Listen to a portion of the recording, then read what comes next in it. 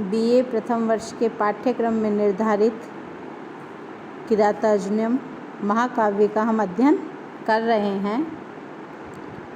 आज हम 22, 23, 24 3 श्लोकों का अध्ययन करेंगे।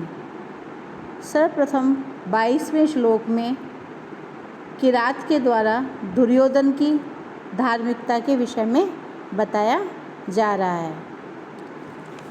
स यौराज्ये नवयौवनोद्धतं निधाय दुःशासनम् इद्धशासनः मखेषु अखिन्नो अनुमतः पुरोधसा धिनोति हव्येन हिरण्यरेतसम्।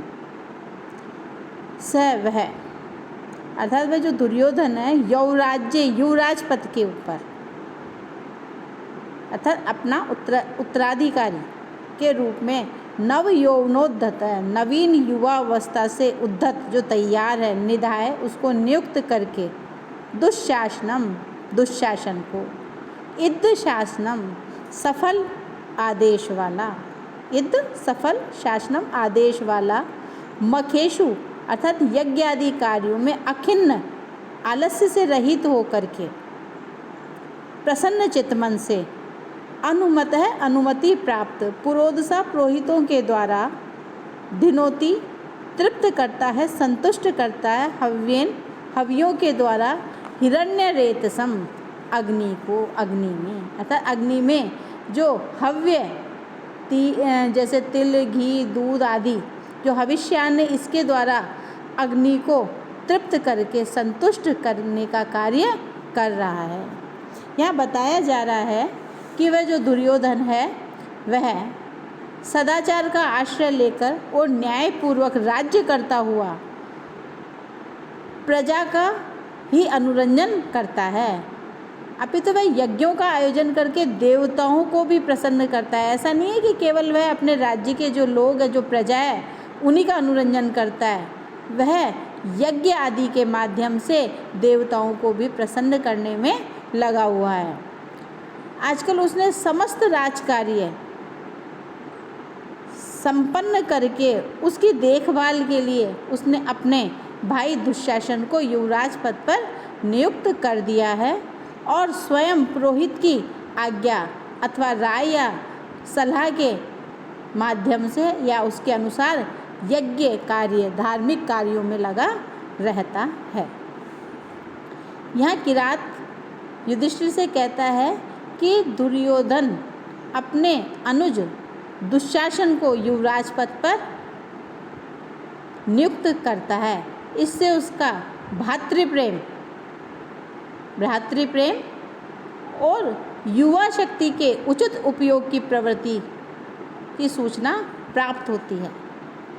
दुर्योधन का पुरोहित प्रतिपादित विधि के अनुसार यज्ञ आदि में तत्पर रहना उसकी धार्मिक प्रवृत्ति की ओर इंगित कर रहा है।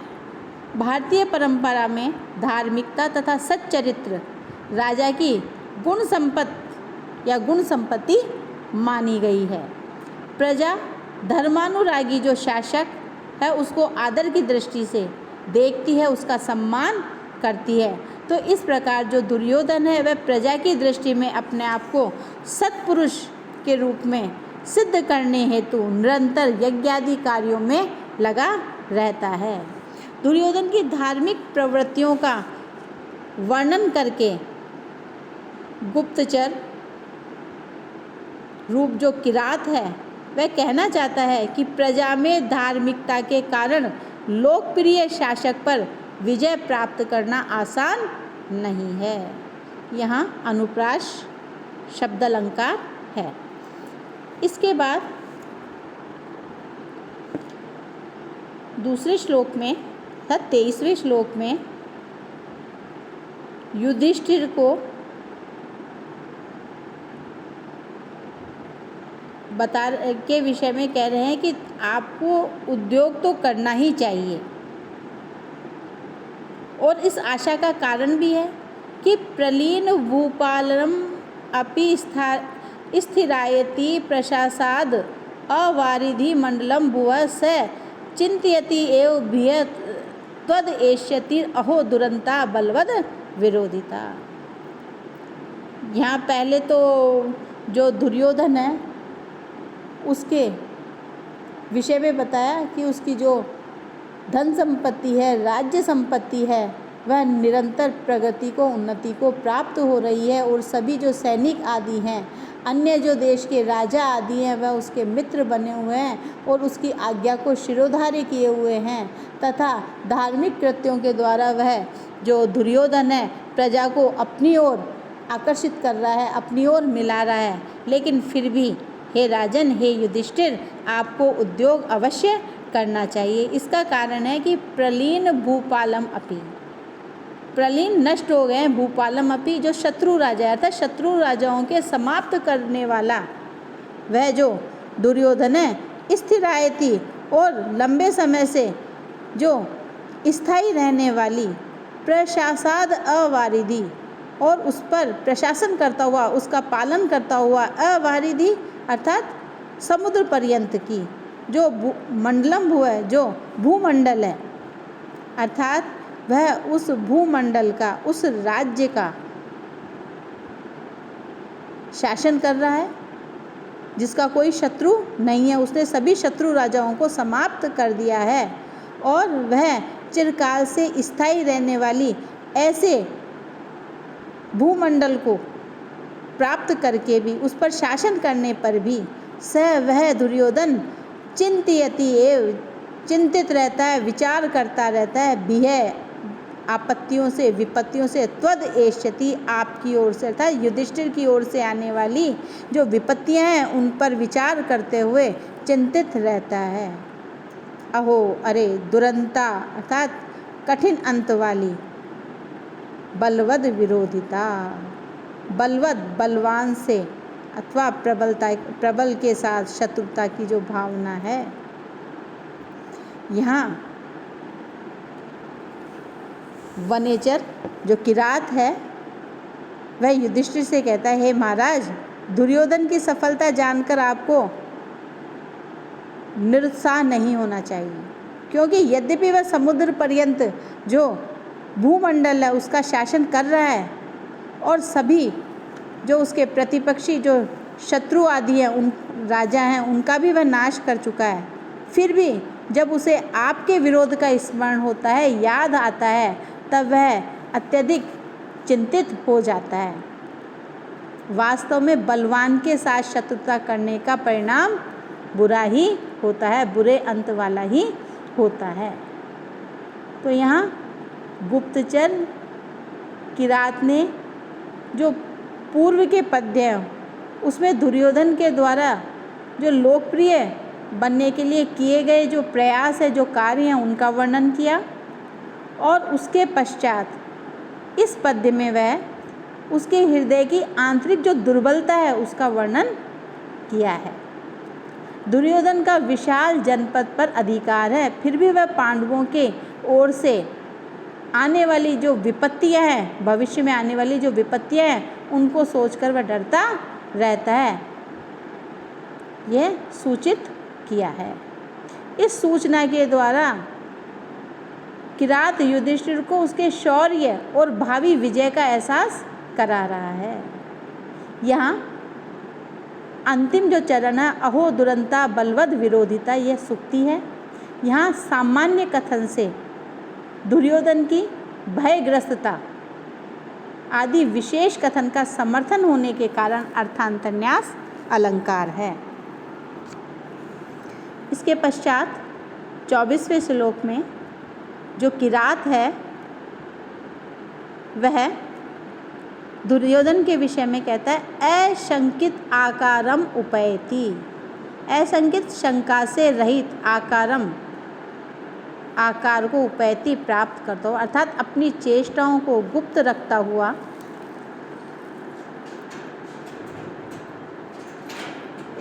रहता है। फिर भी वह उसे आशंका है कि इस वनेचर ने किस प्रकार निर्धारित किया है इस चीज को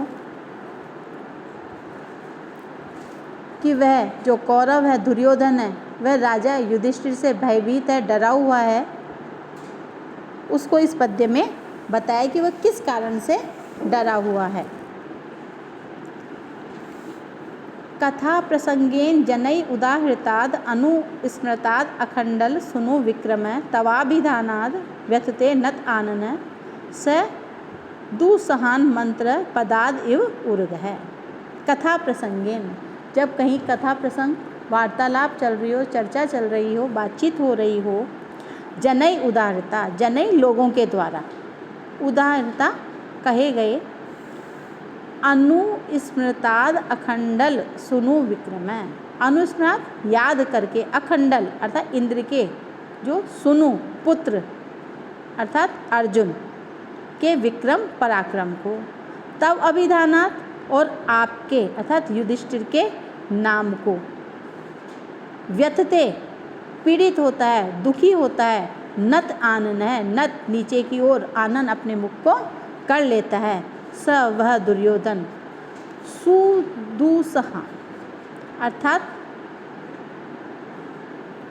जो सहन करने योग्य नहीं है या कठिनता से जिसको सहन किया जाए, ऐसे मंत्र पदाद इव और पदों से, शब्दों से, इव मानो उर्ग है, सर्व। यहाँ किरात युधिष्ठिर को कहना चाहता है कि वैसे तो दुर्योधन ने सभी प्रकार की संपत्तियाँ प्राप्त कर ली हैं और अपनी जो चेष्टाएं हैं, जो शरीर की आकृति है, अंगों की जो चेष्टाएं हैं, उनको शंका से रहित, भय से रहित बताता है, किंतु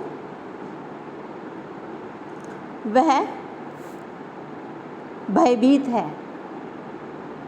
कैसे? जब लोगों के द्वारा आप लोगों का नाम लिया जाता है तो वह भयभीत हो जाता है, डर जाता है। कैसे डरता है? जिस प्रकार कोई सर्प विष वैद्य के द्वारा गारुडिक मंत्रों का उच्चारण करने पर वासुकी और ताक्षर्य जो सर्पराज हैं, उनका नाम सुनकर गरुड़ के आने की संभावना से नीचा फन करके व्यथित हो जाता है, दुखी हो जाता है, पीड़ित हो जाता है, उसी प्रकार दुर्योधन भी बातचीत के प्रसंग में किसी के द्वारा आपका नाम ले लेने पर, अर्जुन के पराक्रम का स्मरण हो जाने पर भयभीत बना हुआ नीचा मुंह कर लेता है और दुसह अंतर्वेदना से व्यथित हो जाता है।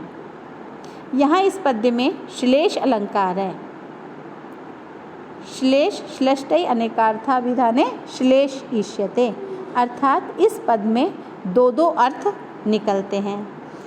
प्रथम अर्थ तो यह है कि वह दुर्योधन जब बातचीत में अर्जुन का अथवा आपका नाम लिया जाता है तो दुखी हो जाता है, पीड़ित हो जाता है। दूसरा अर्थ है कथा प्रसंगेन, अर्थात बातचीत के समय जनै उदाहृत लोगों के द्वारा कहे जाने पर, मंत्रोच्चारण किए जाने पर, अनुस्मृताद याद करके, आखंडल अर्थात इंद्र के सुनु, सुनु के दो अर्थ हैं, एक तो पुत्र अर्थ में और एक अनुज छोटे, तो अपने अनुज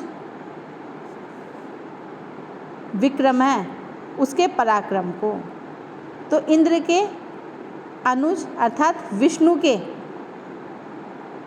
जो वी है अर्थात पक्षी अर्थात गरुड़ के जो क्रम पाद विक्षेप यानी चरणों के रखने को,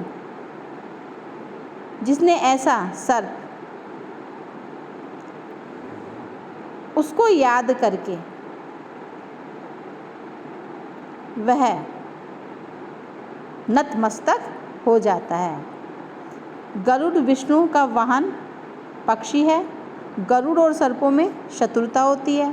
सर्प गरुड़ से भयभीत होते हैं, अतः सर्प गरुड़ के पदवेग या चरण से डरता है।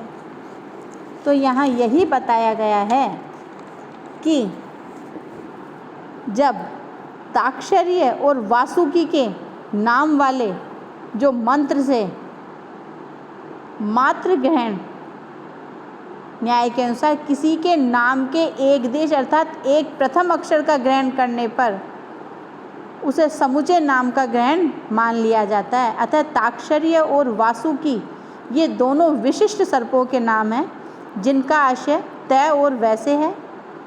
ऐसे मंत्रों को स्मरण करके जिस प्रकार नीचा मुख किए हुए कोई सर्प दुखी होता है, उसी प्रकार दुर्योधन भी युधिष्ठिर की वार्तालाप के प्रसंग में जब अर्जुन के पराक्रम का उसे ध्यान आता है तो वह भी नीचा मुख किए हुए बड़ा व्याकुल होता है, दुखी होता है। आज इतना ही। धन्यवाद।